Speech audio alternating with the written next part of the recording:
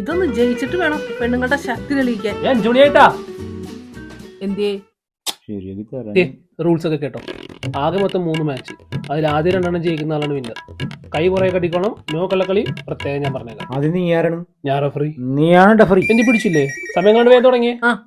നീയേ 2 കൈ പിടിച്ചോ. ഞാനേ ഇടത്തെ കൈ പിടിച്ചോളാം. Don't under estimate. അല്ല, ജയിച്ചാ നീ എന്ത് തരും? 5000 രൂപ വരും. ഞാൻ ജയിച്ചാലോ? നീ എന്ത് വേണം ചോദിച്ചോ. Match start.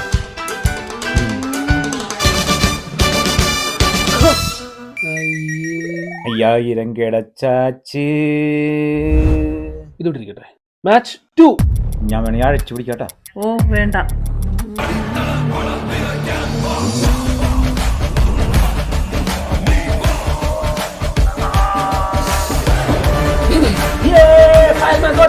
ഇപ്പൊ എങ്ങനെയുണ്ട്?